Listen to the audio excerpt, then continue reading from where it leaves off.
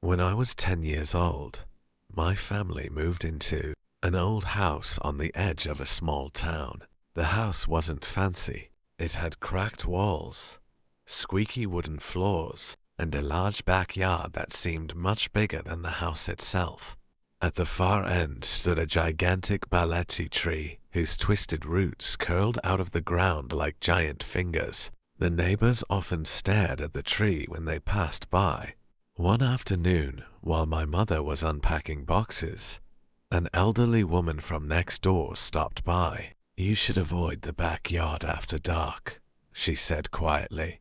My mother laughed, thinking it was a joke. The old woman didn't smile. That night, I couldn't sleep. Around midnight, I heard something strange. Tap, tap, tap. It sounded like someone knocking on my bedroom window. I pulled the blanket over my head. The knocking continued. Tap, tap, tap. Finally, I gathered enough courage to peek outside. Nothing.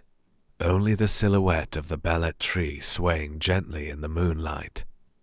The next morning, I found muddy footprints leading from the tree to the side of the house. Nobody in the family claimed to know where they came from. Over the next few weeks, strange things began happening. My toys would disappear and reappear in unusual places.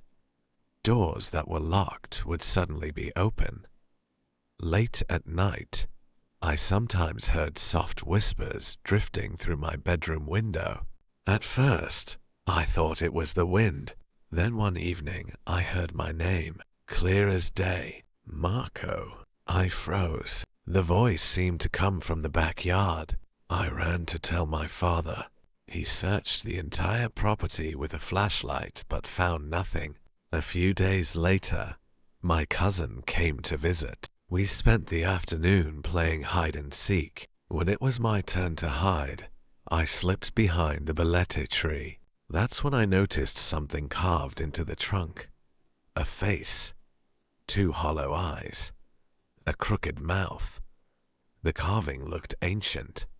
As I stared at it, a cold breeze swept through the yard. The leaves above me rustled even though the air was still. Then I heard the whisper again. Leave. I spun around. No one was there.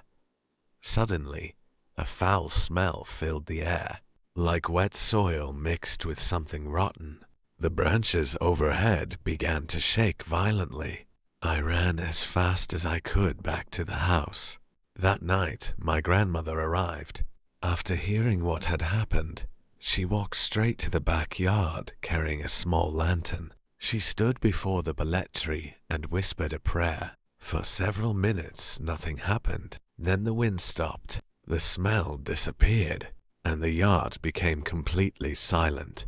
The next morning, my grandmother explained that some places carry old memories.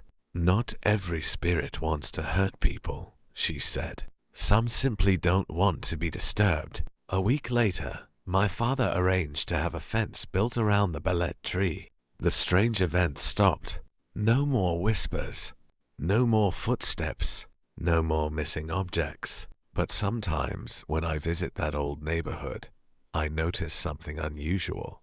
The Balete tree is still there, taller than ever, and on quiet nights, neighbors claim they can hear a faint voice carried by the wind, calling someone's name from the darkness. The end.